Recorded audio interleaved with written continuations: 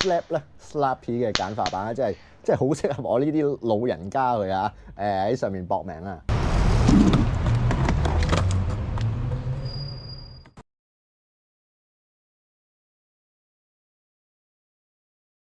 好，各位朋友，大家好，又係我麥斯，咁啊歡迎翻到嚟呢個浪漫童話版東方。今日咧，我哋就要講呢個King Rams 嘅 slapstick 啊。首先要 shout out 呢個喺美國嘅做 RAM 嘅公司啦，咁啊 King Rams，因為佢哋公開晒佢哋所有嗰啲數據啊、尺寸啊，咁就算你唔買佢嘅產品咧，你都可以跟住佢個尺寸去做嘅。即係我喺呢個香港啊，即係地球嘅另一邊啦，即係就算我幫襯佢哋咧，嗰個運費咧都隨時貴過個本體嘅，咁太唔划算啦，唯有自己做啦。Slap 咧 slappy 嘅簡化版咧，即係專係攞嚟玩 slappy 嘅，咁啊 sticks 即係一碌棍咁樣，咁就係一條專係攞嚟玩 slappy 嘅嘢啦。其實喺漫畫世界裏邊有好多類似嘅物體嘅，咁啊唔同嘅尺寸啊，唔同嘅做法啦，即係有好多係更加平啊，做得更加簡單。咁點解要揀呢一款呢？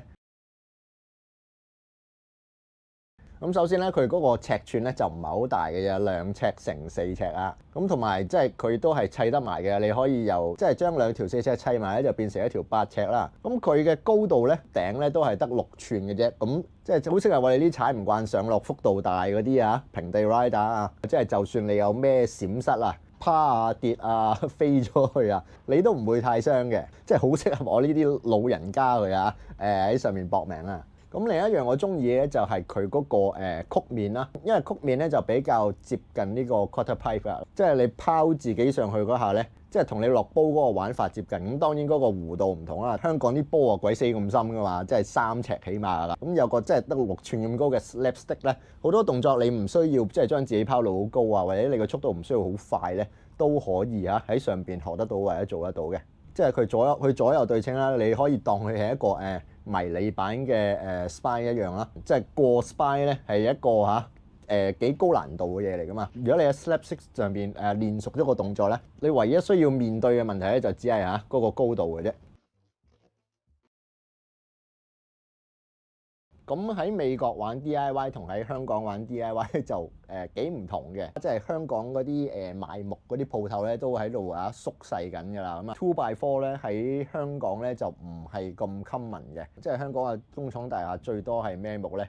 咪就係卡板木咯，即係絕少嘅卡板木係會有4尺咁長嘅，咁所以我唯有改一改個做法啦。即係原裝嘅做法啦，下邊就每邊就2條 supporting 嘅 2x4 啦。咁我呢度冇嘅話咧，我唯有做多幾條魚骨啦。中間嗰支鐵通咧幾得意嘅。咁其實我工場隔離咧就有人執笠要搬走晒啲嘢，咁佢有啲物料咧就放棄咗唔要嘅。咁包括2碌呢個差唔多2寸嘅鐵，呢條係1又7/8啦。咁原裝係2寸嘅，咁差少少啦，即係個誤差就好細嘅。咁仲有嘅係就係比香港而家比較難揾到薄嘅木板啦。平時咧我就去嗰啲鋪頭執散料嘅啫，咁但係我就發覺厚度1/4嘅散料咧好難執嘅而家，咁我唯有開料界咯。所以全個 RAM 咧最貴嘅部分咧就係做嗰個曲面嗰度啦。咁係啦，喺個曲面嗰度咧，我做咗少少新嘗試嘅，因為香港冇呢個Skate-Lite 賣噶嘛。咁當然有啲人唔知 Skate-Lite 係咩，就係 for quarter pipe RAM 一塊專用嘅面嘅。佢嘅構成咧其實係環氧樹脂咧加埋呢個壓縮嘅紙嚟嘅，即係雖則我做唔到一塊完整嘅 Skate-Lite 啫，咁但係我可以做到個表面噶嘛。咁所以咧我就攞嗰啲灰卡上邊咧就落翻呢個水晶膠啦，環氧樹脂啦。咁個結果咧係出人意表地好啊！佢嗰個抗磨能力咧非常之強啊，即係亦都唔會話太絕嘅。同埋我曲面嗰度咧落地嗰個位咧，我係特登做得尖啲嘅，因為咧因為我都係一啲比較蛇龜啊，即係想嗰個 riding 咧有咁順滑得咁順滑啦，咁所以咧我嗰個角位咧係做得好尖嘅，即係你用木做嘅話，碌2碌咧就爆邊㗎啦，咁所以貼咗個紙皮面，我做咗個 Skate-Lite 之後咧，咁其實咧佢個硬度咧係非常之足夠嘅，即係我攞嗰啲行李橡筋箍住佢咧，咁佢都保持翻個形狀嘅，所以就做到呢個貼地之餘咧，佢嗰個韌性耐久性咧都非常之好嘅。仲有一個要點咧，就係提提啲諗住 DIY 嘅朋友嘅。中間嗰條鐵通啦，其實個圓心咧就唔係同個面睇齊，佢係要高過個面少少嘅。